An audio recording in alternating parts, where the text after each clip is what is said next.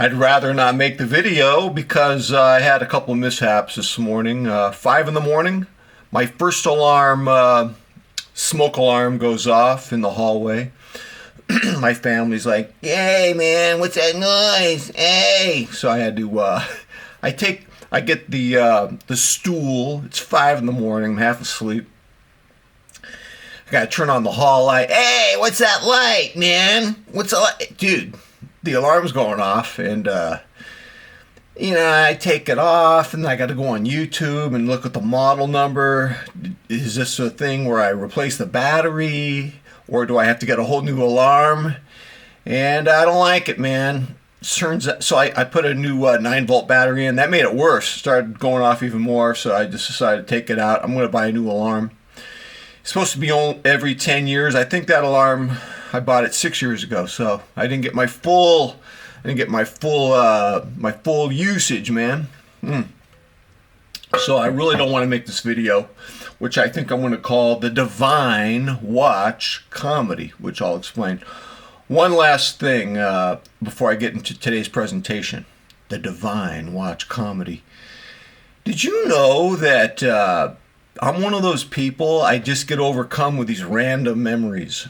And sometimes these random memories, they take me by surprise. And so when I was a kid, this memory just came to me. When I was a kid, I was 10 years old. There was a TV show, a comedy called Love American Style.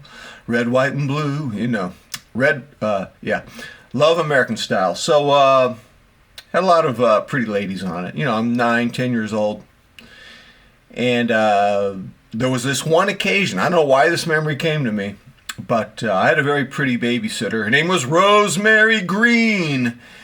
And she was blonde and beautiful, and she was my babysitter, and I was a very curious young boy with this beautiful babysitter. We were watching Love American Style, and there was this episode where the restaurant owners hired topless waitresses, and they didn't show, obviously, the complete scenario, but it was suggested. You could see the bare shoulders.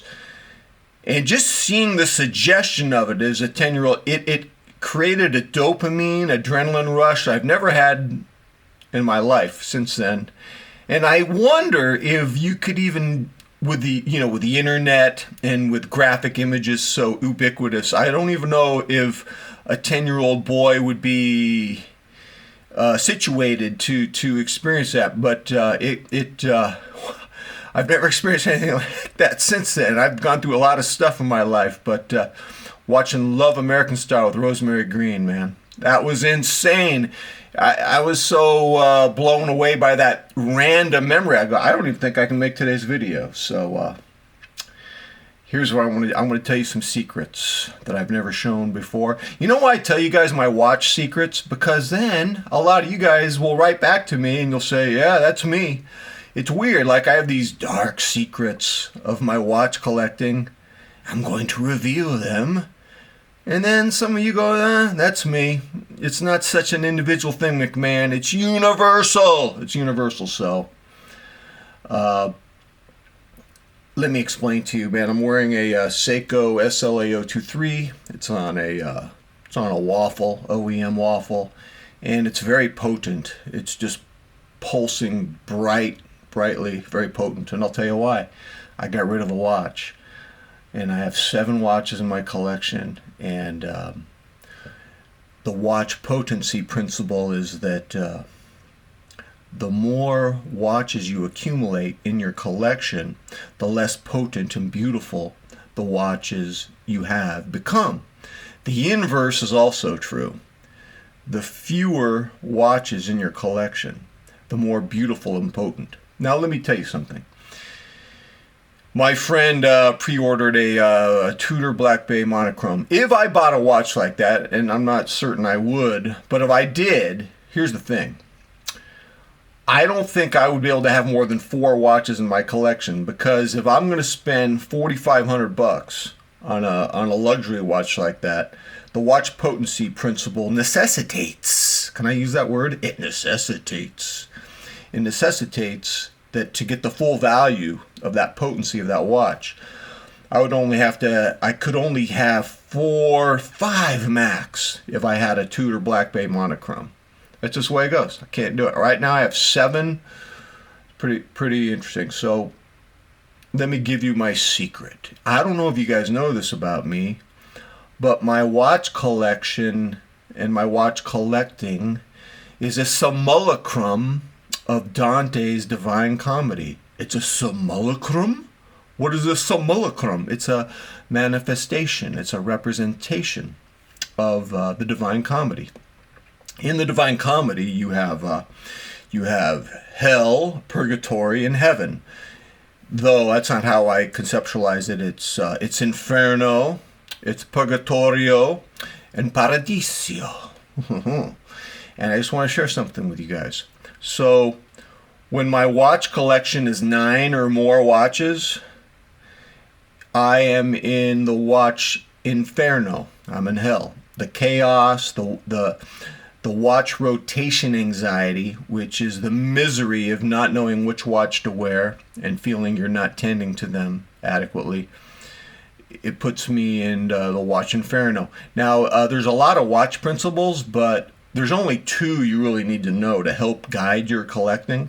It's the Watch Potency Principle, aforementioned, the Watch Potency Principle, and the Wrist Rotation Anxiety Principle.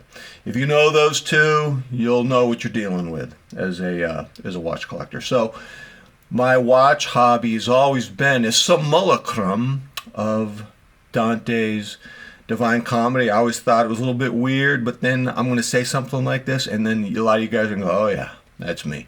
So let me tell you, so when my collection is 6 to 8 watches, I'm in purgatorio, that sort of in-between world. It's between heaven and hell. And that's where I'm right now. I'm in watch purgatorio. I have 7.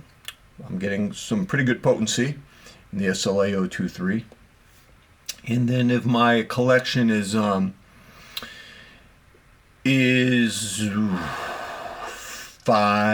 6 watches, then 4. Yeah, 4 to 6 watches. I don't know if I could do 3. 3 would be nice. So 3 to 6 watches, I would be in Watch Paradiso. And so I thought I'd share that with you in those watch principles. Now, I'm not really into watches today. I'll tell you why. I want to make a watch reality show based on the Divine Watch Comedy. I want to be the watch hunter. And who is the watch hunter? I want to travel the world in a private jet and on yachts, and I want to go to watch collectors' houses. These are collectors who've lost their way.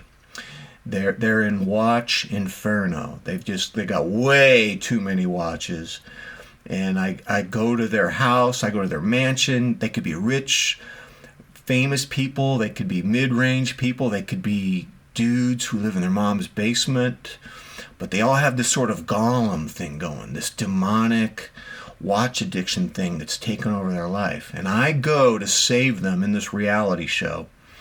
And to make this reality show work, I need some things. I need a good introduction where I'm on a sailboat and you can see my watch as I peer into the wind. It shows me anchoring at the port. Sometimes you'll see me on a private jet. There's going to be that scenario. I need some good memes, some good tropes, some catchphrases. Like, I want there to be a scene where the watch addict says to me, McMahon, how did you free yourself from the watch addiction? I'm going to go like this.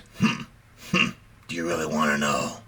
And that's going to be like all over the internet. Just me going, do you really want to know? And so there'll be this other meme where there's this reveal where I see all their thousands of watches, with spiders crawling and treasure chests and everything. And I look at this chaos and I go, you've lost the plot. You failed to adhere to the Watch Potency Principle. So I want some good memes for this reality show. What else am I going to need? There's going to be aggression. There's going to be violence because when I help them purge their collection, they're going to offer me resistance. There's going to be scenes where I have to attack them with bear spray, where there's going to be some grappling. I think there's going to be jiu-jitsu, where I have to put him in a chokehold. In fact, in the reality show, Henry Gracie will be a regular personality giving me lessons in jiu-jitsu so I can safely subdue the aggressive watch addicts in my reality show. Now, this reality show won't be complete if it doesn't give you my watch addiction origin story. And what they're going to have to do is, there needs to be footage of my mom talking about me as a little kid. Oh, you could see the watch addiction in him as a small child. It wasn't necessarily watches in the initial stages of his addiction, but you could tell he had an obsessive personality. Currently, he has the Watch Potency Principle, but as a third grader, he had the Jacket Potency Principle. Even though I bought him 4 jackets, he would only wear the brown corduroy jacket. It was his jacket, and if it got dirty and I took it to the dry cleaners, oh, Lord have mercy. Ooh, that Jeff, he was just so upset. He wouldn't wear his other jackets. He'd go to school cold. He wouldn't wear a jacket in the dead of winter. It had to be the brown corduroy. And so there would be this, you could tell that I would get attached to things in a certain obsessive way with my brown corduroy jacket, and my mom would be there talking about it. In the origin story, the other part of the origin story was my family in the 70s. Every summer, we would drive 2 hours to Point Reyes Beach with about 20 other families and friends. And we'd go to the Johnson Oyster Company, and we would eat thousands of oysters. We'd barbecue them with lemon garlic butter sauce and Tabasco sauce. We would eat slices of chocolate cake, thousands of loaves of garlic bread. There were warnings of great white sharks in the water at Point Reyes, but I didn't care. I was all ripped, muscular, swimming in the ocean, coming out, rivulets of salt water on my pecs, coming back to eat more oysters. Now, because I didn't wear a watch at that time, they're going to have to Photoshop a Seiko tuna or something. Look at this. Came out of the keeper. That's very bad, McMahon. 10 points off for the watch addict over there. So that'll be part of my origin story. He was wearing a tuna as a 16-year-old. Was he really? I'll have to Photoshop that in. And so what else will we need in the reality show? I hate to tell you this, guys. There's going to have to be a Liver King scale scandal about me, because I'm supposed to be this dude who lives in watch Paradiso with only 5 watches. No, there'll be some dude he discovers I have a secret stash. I'm a fraud. I'm a grifter. I have a secret addiction to watches, and it's exposed. And then all these YouTube reaction videos about McMahon, he was a fraud all along.